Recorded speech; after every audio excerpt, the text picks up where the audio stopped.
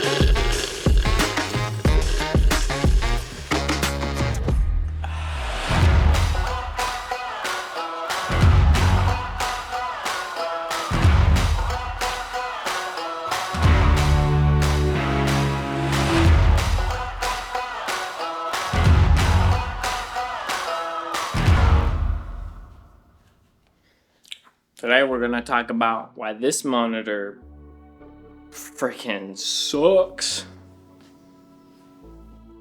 Alright, I'll go get Taco Bell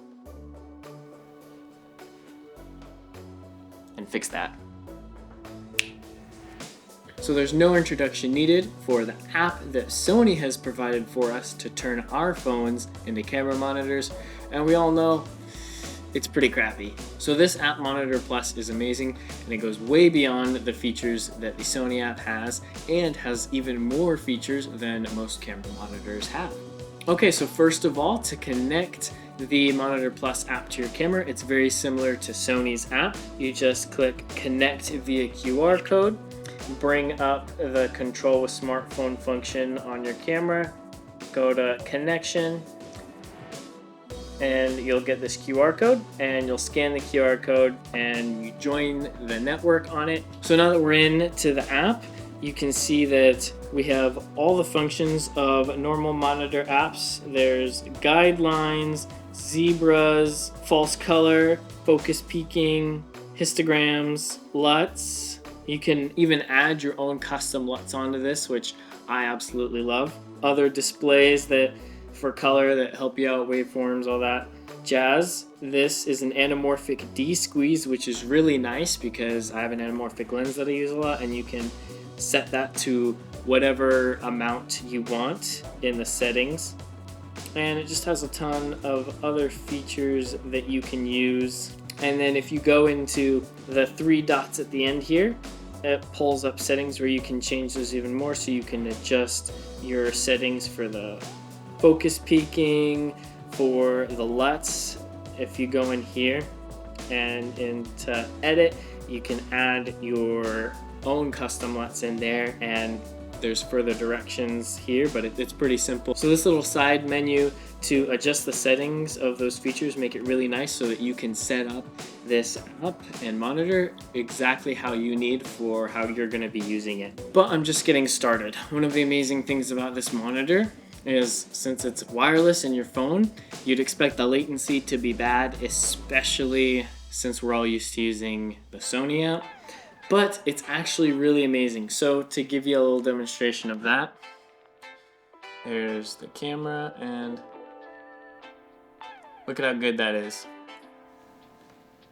Okay, so if we go to the three bars in the corner and go into the main menu, you can see that there's a lot more stuff. You can choose the histogram style, the tap function, whether it's your focus or camera touch, it's whatever.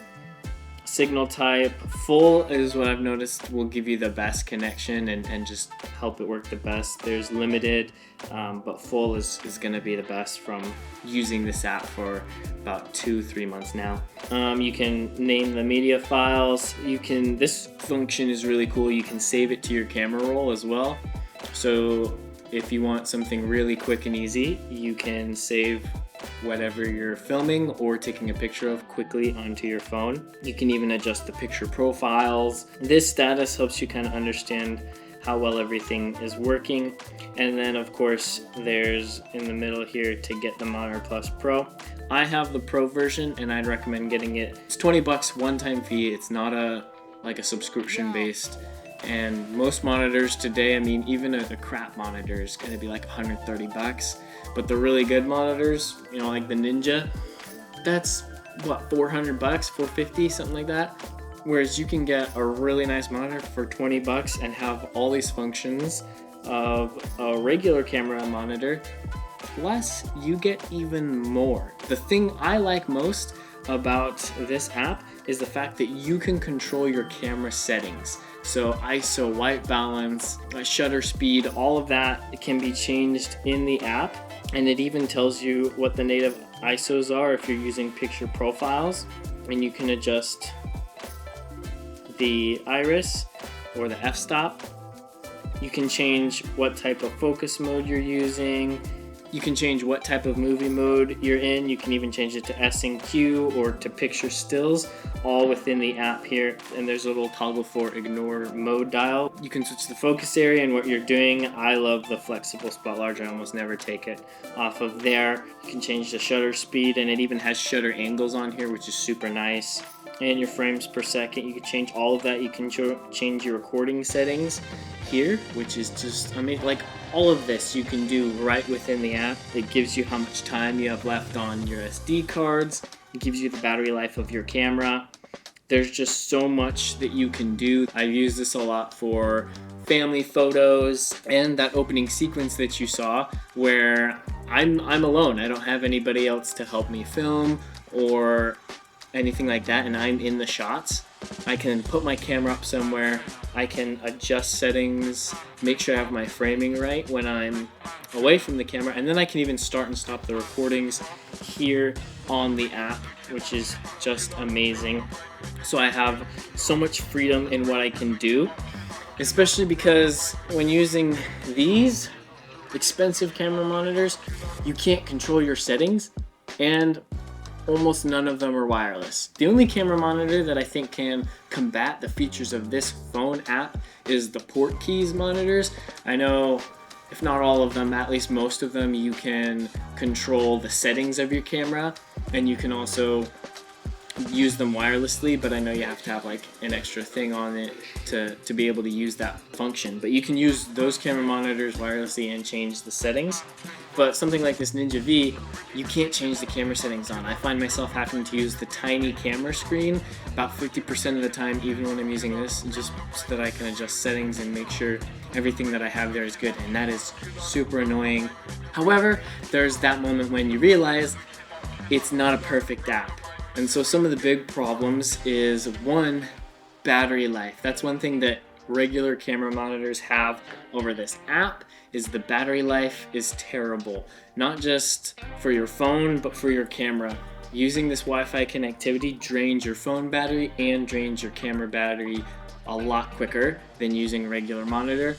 Plus with a regular monitor you can swap out batteries, you can get bigger batteries.